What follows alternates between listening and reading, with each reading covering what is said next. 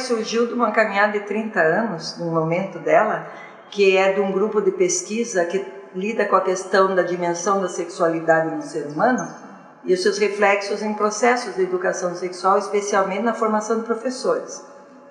O grupo de pesquisa chama EduSex, Formação de Professores de Educação Sexual. E nessa etapa nós estamos preocupados com a produção de materiais que sensibilizem os professores sobre essa dimensão. O ser humano para nós é maravilhosamente sexuado e isso tem sido esquecido e usado às vezes como força repressiva e esvaziando a questão de cidadania, inclusive. Então a produção desse material é para divulgar boas pesquisas, boas para nós, no nosso entendimento, de sensibilização sobre o tema. E essas pesquisas produzidas em academia, muitas vezes não têm o caminho muito rápido até a escola lá na ponta. Então esse material que construímos um projeto que chama EduSex Comunica, tem essa ideia de produzir várias videoaulas com pesquisadores de Portugal e do Brasil, que trabalhem nessa linha da educação sexual emancipatória, que nós chamamos, para que os professores tenham acesso em cursos de formação continuada ou em dia a dia da escola, no dia a dia da escola, que escutem os seus colegas, professores, pesquisadores, conversando com eles sobre o que fizeram, o que descobriram e como entendem que esse material pode ajudar os educadores.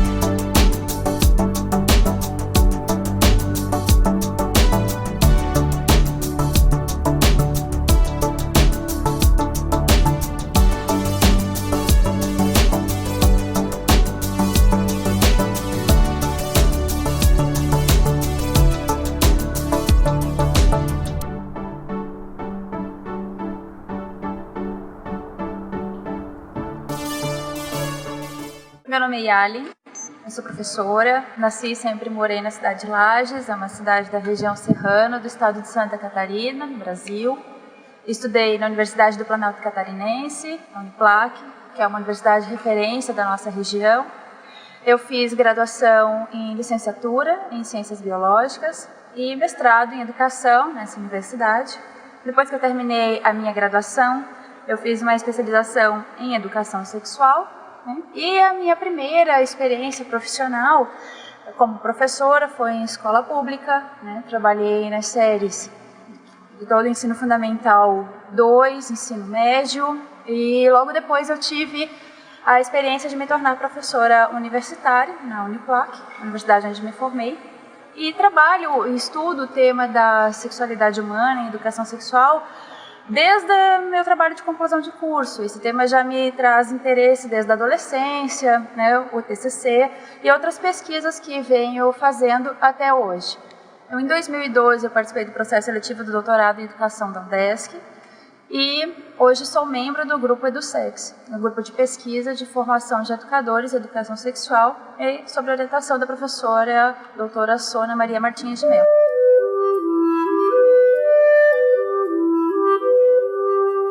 Então, o interesse por esse tema e que surgiu depois da pesquisa do mestrado, ele teve início a partir do meu trabalho de conclusão de curso da graduação, que foi sobre educação sexual. E no ano de 2008 eu participei de um importante seminário na Universidade Federal de Santa Catarina, onde eu vi a apresentação de uma mestranda afirmando que o professor de ciências ou de biologia era o profissional responsável para trabalhar a educação sexual com os alunos na escola. Ora, e isso não é verdade. Toda a minha vivência dentro da escola já me mostrou que não é verdade, e a minha graduação, a minha formação inicial também me mostra que nós não tivemos, professores de ciências e biologia, esse preparo para trabalhar integralmente a educação sexual com os alunos. Então essas afirmações, elas me incomodavam muito, tanto na minha vivência na escola, como nessa apresentação de trabalho que eu vivenciei no seminário.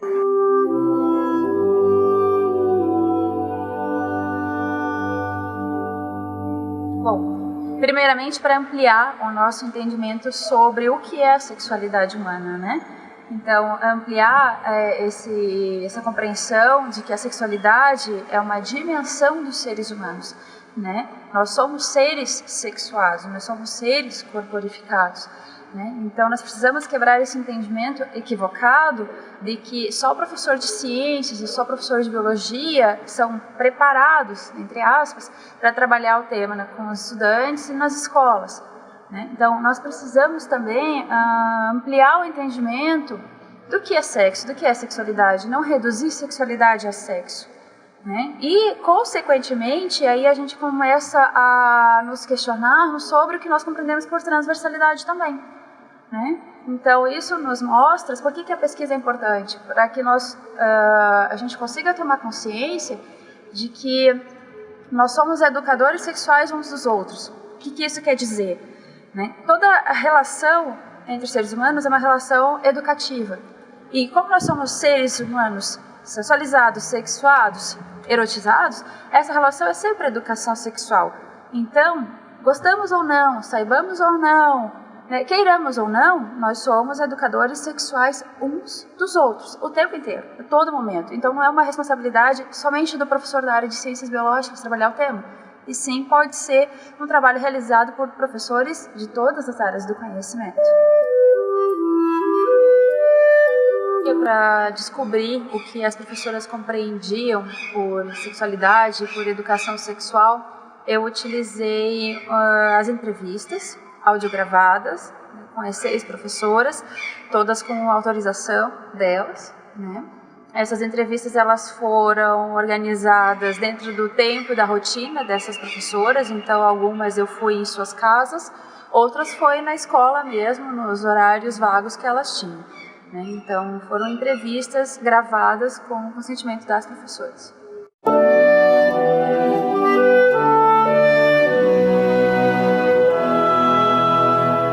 O tempo inteiro. Faziam algumas perguntas bem de origem biológica também, né? Principalmente como eu era professora de ciências, de 7ª série, então quando surgiam, não só quando surgiam os assuntos de reprodução humana, mas antes também, relações assim, sobre coito, ejaculação, sexo oral, sexo anal, doenças, né? Então eles perguntavam o tempo inteiro. O que mais me chamava a atenção é que quando eles tinham algum professor que eles tinham também um contato, uma intimidade interessante, e era de outra área do conhecimento, a maioria dos professores diziam assim: não, isso não faz parte dos meus conteúdos, não faz parte do meu planejamento. Pergunte para o professor de ciências, pergunte para o professor de biologia, né? Então, isso me chamava bastante atenção. E eles são bastante curiosos, eles perguntam o tempo inteiro. Primeiramente porque nós temos dificuldade de nos compreendermos como seres humanos sexuados, né? Ou seja, como seres humanos corporificados. O que significa isso?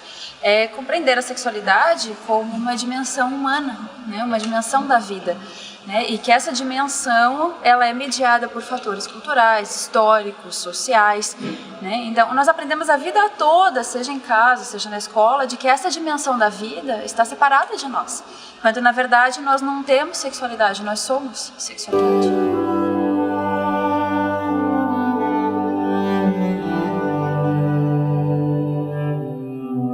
Sim, isso acontecia muito comigo e em todas as escolas que eu passei, né? Então, em todas as áreas do conhecimento, se os alunos perguntavam sobre sexo ou sexualidade ou educação, alguma coisa relacionada à educação sexual para professores da outra área de conhecimento, eles diziam para perguntar para o professor de ciências e biologia, né? Porque dentro do entendimento deles, esse assunto não cabia nos conteúdos dele, né? Não fazia parte do planejamento.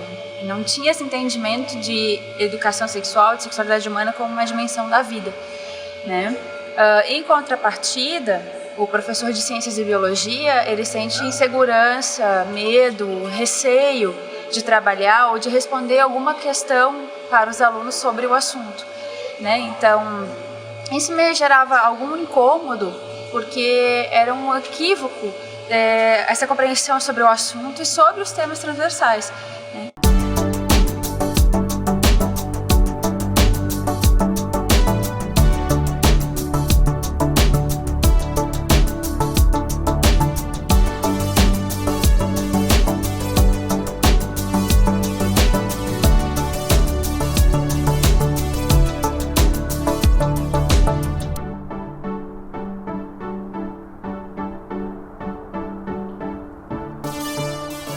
orientação sexual é o que a gente entende por foco dos desejos dos sujeitos. É para onde o ser humano vive os seus desejos, né? Como, por exemplo, viver o seu desejo para um sexo oposto, então ele é heterossexual. Então, se for um mesmo sexo, homossexual, os dois sexos, bissexual, então é para onde é o foco dos desejos dos seres humanos. A educação sexual a gente entende como um processo contínuo, significativo, planejamento, né, de educação feito ao longo do tempo, sistematizado, né, que vise a autonomia, a criticidade, a reflexão dos sujeitos. Então, isso é um processo de educação sexual intencional que nós do Grupo de Sexo trabalhamos. Os resultados mais expressivos que surgiram nessa pesquisa de mestrado foi a forte presença da concepção médico-higienista e moral religiosa do entendimento de sexualidade. O que representa essas concepções de sexualidade? Representa um entendimento repleto de mitos, tabus, preconceitos. São entendimentos que reduzem a sexualidade ao ato sexual, à reprodução, ao matrimônio, né? Reduz a sexualidade a um problema de saúde pública, e muitas práticas fora da heteronormatividade, elas podem ser encaradas como desviante.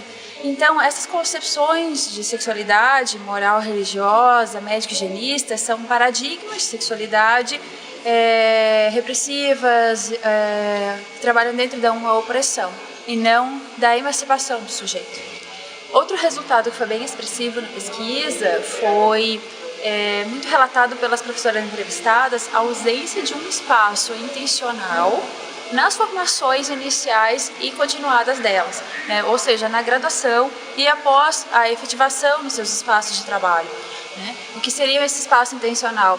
É um espaço, um local de debate, de reflexão, que trabalha a educação sexual intencional dentro do currículo dessas formações iniciais e continuada, que privilegia o diálogo, que privilegia a reflexão, que privilegia a ressignificação, onde possa ocorrer uma reeducação sexual dos sujeitos ali envolvidos.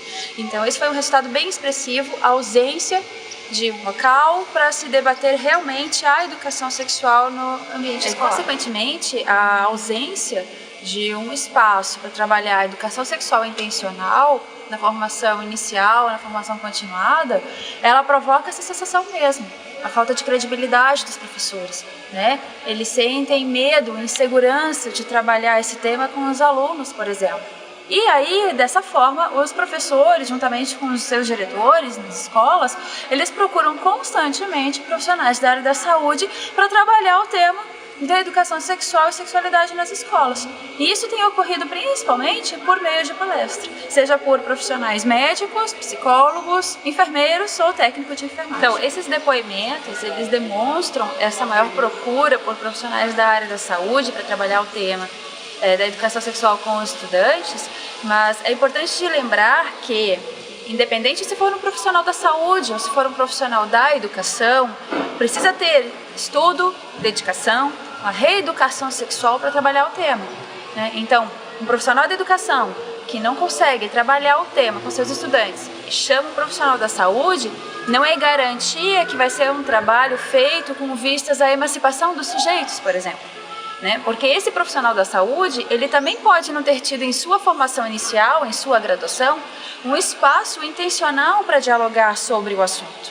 Né? Então, eles também podem estar ancorados nessa abordagem da sexualidade baseada num paradigma médico-biológico, né? Uma moral religiosa, que são essas concepções de sexualidades que a gente abordou antes.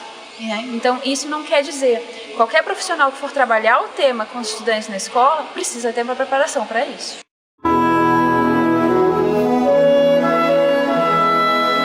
Então, como falado no depoimento anterior, os professores e professoras de ciências da biologia, eles são ancorados ainda, eles são vistos ainda como os profissionais mais autorizados para trabalhar o tema da educação sexual intencional nas escolas. Transfere-se essa responsabilidade dessa abordagem para esses professores e essas professoras, especialmente porque temas como, por exemplo, do 8º ano ou do ensino médio, eles abordam os sistemas fisiológicos do corpo humano. né? Então acabam surgindo duas situações: os professores e professoras de outras áreas do conhecimento que não se acham aptos a trabalhar o tema porque encaram a sexualidade como um conteúdo e daí não faz parte do seu planejamento, e os professores de ciências ou biologia que sentem como se fosse uma obrigação, porque nos seus livros pedagógicos aparece sistema reprodutor masculino e feminino, menarca, semenarca, transformações hormonais, transformações físicas, gravidez, planejamento familiar, entre tantos outros temas. Então, somado a esse sentimento de obrigação do professor ou professora de ciência e biologia trabalhar o tema, soma-se o medo, a insegurança, a falta de credibilidade para trabalhar com o estudante. Foi um dos resultados mais expressivos da pesquisa. As professoras relatam a falta de credibilidade, né? Então, qual é a saída do problema? Vamos chamar um profissional externo da escola para trabalhar o tema. Parece que traz mais credibilidade. E essas pessoas trabalham principalmente por meio de palestras.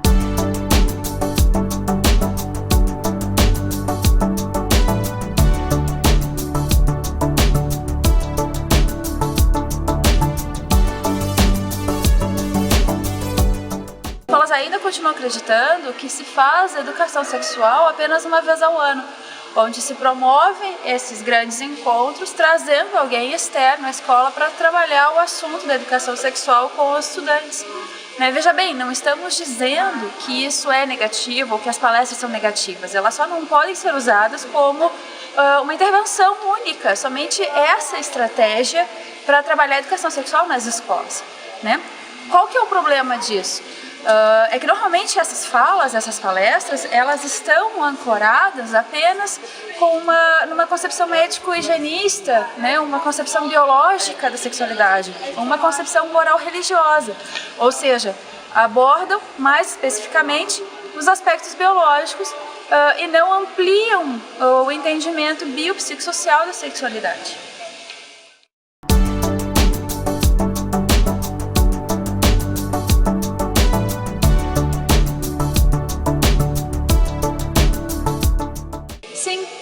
Porque acreditar que o trabalho em educação sexual intencional é executado apenas por profissionais da área da saúde também descarta a preocupação com essas intervenções desenvolvidas na escola.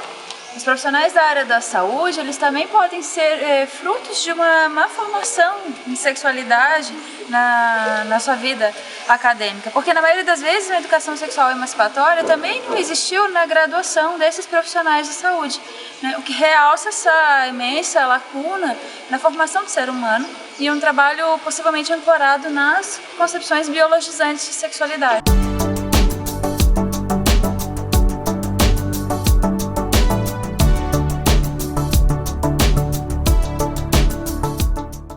Esse entendimento, ele traz o discurso médico, que é a base dessa interpretação biológica, como a base para o entendimento de sexualidade humana. A reprodução, então, é vista como o eixo da discussão, né? Reduz a sexualidade aos órgãos genitais, né? Então, a sexualidade ela é vista como um problema de saúde pública. Então, muitos profissionais, seja da educação ou da saúde, eles trabalham intencionalmente a educação sexual na escola, mas eles estão ancorados por essa visão de mundo, né? Porque a ênfase se dá na doença sexualmente transmissível, ou na gravidez na adolescência, ou nos métodos contraceptivos.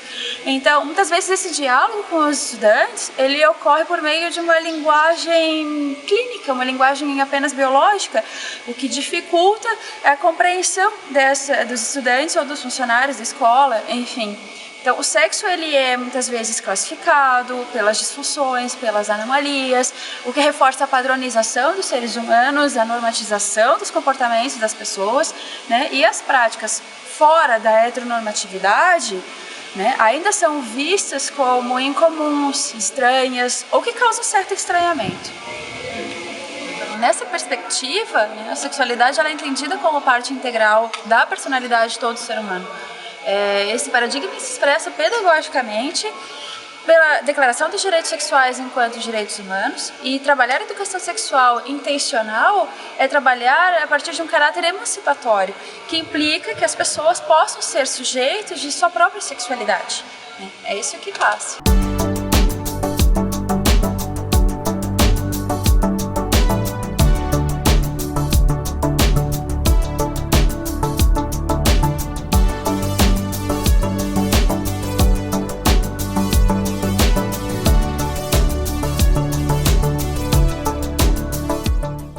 Sexualidade nós temos desde que nascemos, né? Muitas vezes, a gente pensa que está se tratando de sexualidade, só o ato sexual em si. Mas não, sexualidade é desde o momento que você nasce, como você vive, como se comporta na sociedade, como você está agindo, né? Perante as pessoas, teu modo de ser, tudo isso é sexualidade. Então, a forma de falar em sexualidade, muitas vezes ela é confundida. Que não é o caso, o ato sexual em si, mas tudo relaciona com sexualidade. Então, essa é a visão que muitas pessoas não têm. Falando em sexo, a televisão traz revistas, nossa, elas ensinam tudo. Posições, mais prazer, todas. Agora, saber o que é sexualidade, o respeito por si, o amor próprio, saber a responsabilidade de uma gravidez, saber a importância de você ser pai, de você ser mãe, saber que você põe um filho no mundo e não é um objeto que você expulsa, é um ser divino que está ali. E que para você chegar a isso, tem que ter uma caminhada de responsabilidade. Nós tínhamos um menino homossexual lá na escola e ele até deixava bem claro que ele era. Só que no início, como eu não conhecia a turma, eu pensei que fosse uma menina. Até o dia que ele veio perguntar para mim se ele poderia ser mãe. Aí eu disse, ué, por que você não pode ser mãe? Aí a turma começou a cair na gargalhada, né? Porque eu que não percebia. Ele pintava as unhas, assim, como menina. Aí eu disse, agora você vai ter que me dizer uma coisa para eu poder te responder. O teu órgão genital é masculino ou feminino? Aí ele contou que ele era menino, masculino.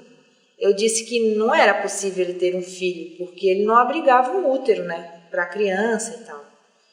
Então eu fiquei muito assustada, até no momento, porque ele ficou muito decepcionado, ele chorou, ele queria que Deus desse um útero para ele, porque ele queria ser mãe. Então aquilo me deixou extremamente chocada. Eu disse quando eu conversei com ele, olha, você ganhou esse corpo que é um presente para você. É, professora, mas eu não sou homem, eu sou mulher, ele respondeu. E eu disse, olha, isso não é nenhum defeito. Se você se sente assim, quem sabe você procura um psiquiatra para te ajudar para responder respostas que você ainda não encontrou. Alguma orientação, assim, eu pedi para ele. Você consegue psicólogos? E eu disse, biologicamente falando, falei para ele mesmo assim, de uma célula masculina e feminina para ser implantada num útero, você não tem útero, impossível. Aquele menino me dizia assim, professora, eu nasci mulher com sexo diferente.